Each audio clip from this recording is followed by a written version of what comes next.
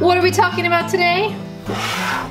Mamiel's Brightening Cleanse and Exfoliate, and Margart Atwood's The Handmaid's Tale. But before we jump into anything, let's mix up this product because I'm actually going to use it today like a mask. So as you can see, it is a clay powdered product. All right, now should you mix it up as a cleanser, here's what the texture would look like. We're gonna throw a generous heaping spoonful of raw Hawaiian honey in there. Yes, we are. I mean, every video should just segue right into an extreme close-up, shouldn't it? Hello, welcome to my channel. My name's Marie. I am doing a mask right now with the Beauty Heroes Hero product from the month of April. I am a Beauty Heroes ambassador. They send me this box to experience. The Hero product was, like I showed you, the Mamiel Cleanse and Exfoliate. Hello friends! So if you've been following my channel, you know I'm about to pop out a baby any day now. Still hasn't happened. But I thought during my maternity leave I would kind of do just some fun videos like this, where maybe we talk about books, Netflix, face masks, skincare, and kind of put it all together in one video. Like I said, I have on my face the Mamiel Brightening Cleanse and Exfoliate. This came in the April Beauty Heroes box. It does not work for me well as a cleanser. So first up, when you use a powdered cleanser like this in Green Beauty, a lot of times they're based in clay. Now this product has the first two ingredients are clay, and the third ingredient is baking soda. Now, baking soda has a high pH. It's not uncommon to see it in powdered products like this because it gives a mousse-like texture. However, then the next ingredient is clay, colloidal oats, and the fifth ingredient is vitamin C. So it kind of has an interesting ingredients list. With powdered vitamin C being so high on the ingredients list, it makes me think that it's a heavy portion of clay with you know, some baking soda, some colloidal oats. But it really indicates to me by the first 5 ingredients that it's probably geared more towards people with oily prone skin. Simply because it's high in clay, which is an oil absorbing material, and it's also got that baking soda in there to make it a mousse. That's why I've gone ahead and turned it into a mask. I'm not gonna leave it on very long, and I definitely wasn't gonna mask with it without honey. Because I do find it to be a little bit drying for my skin type. Like any Mamiel product though, it's gorgeous. The ingredients list is gorgeous. The exfoliates I think in here are cacao seeds, cacao seed powder possibly, or vanilla bean. I don't know. The exfoliate chunks are kind of dark brown. Maybe it's vanilla bean powder. I'm not too sure which one it is. She's got other gorgeous things in here, sandalwood powder. I mean, the mask smells incredible. There's nobody that does beautiful products like Mamiel. It's just, I think, not really for my skin type. I don't have a lot of excess oil to begin with. I have dry, mature skin. So when I use a powdered product with clay and baking soda, it's really just sucking out whatever small amount of oils I have, and it doesn't work too well for my skin in that way.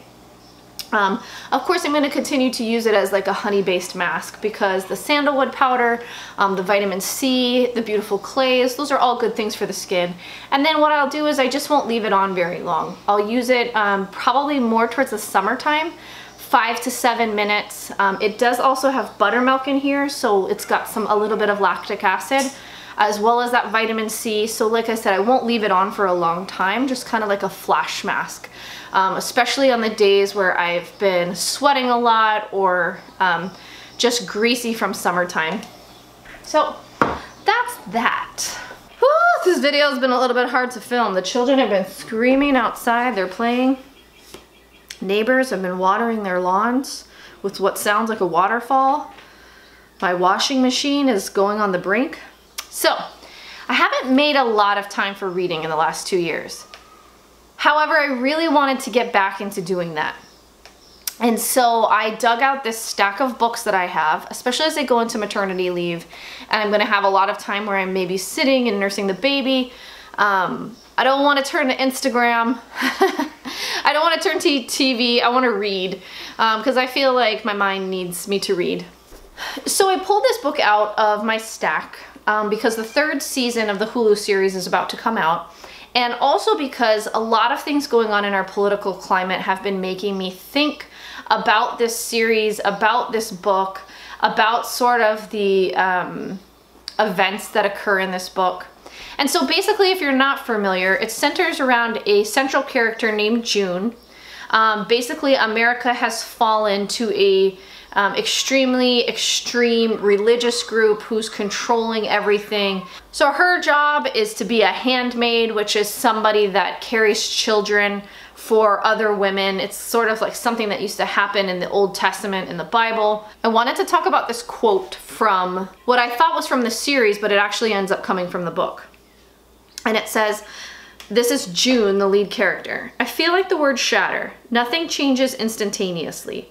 In a gradually heating bathtub, you'd be boiled to death before you knew it.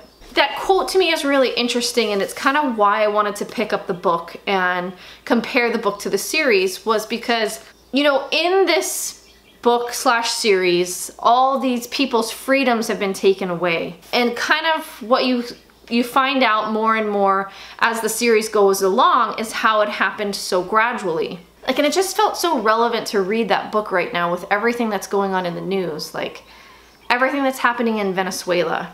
Obviously that didn't happen overnight. Talks of forced vaccines and the implications of the government having a say over what happens in your body. Talks about going to a cashless society. In the book, they talk about, and the series, they talk about how women, you know, were kind of enslaved to men or secondary to men. And one of the things that they did was they froze their bank accounts because they didn't have any cash anymore. So they literally didn't have access to their money. I was really surprised and actually impressed how closely the series follows the book, even down to the way that her narrative style. So she will write about what, Margart Atwood will write about what's happening in the present day, but then she'll almost like, in the same sentence, segue it into a memory or a flashback of, you know, a time before, or a memory of the June's family. And so it's really an interesting read as a book, because I'm familiar with that style in the movies where they'll just kind of, without saying anything, they'll segue into a flashback. But it was very interesting to read it in a book format. One thing I will say though is that because this is mostly coming from June's perspective, from her description of, you know, the environment, the flashbacks, there's a lot of description. Like, it almost reminds me of Dickens in that way, where sometimes you were like, God, I just wish there would be some dialogue so that we could like change up these like long sentences that require you to like picture and visualize these events. The other thing that I found to be really interesting about the book was that June's character, because she's been enslaved as basically like a sex slash child carrier person in this new society, is that she is much more accepting of her circumstance than the June is in the series. You know, we see the June played by Elizabeth Moss, who was raised in like the 80s and the 90s, and she's a very empowered woman, and she brings that to the character, even when she's not talking. You know, Margart Atwood wrote this.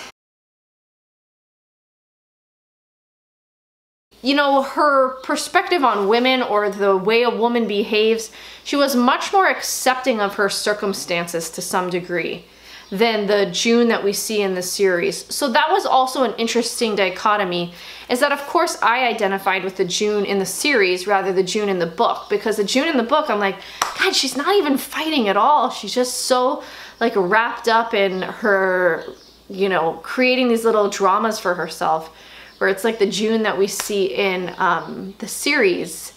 on Hulu is so empowered and so calculating at any time with this strong, strong will to survive. All right, I'm gonna go wash this off and I'll see you back here in just a minute.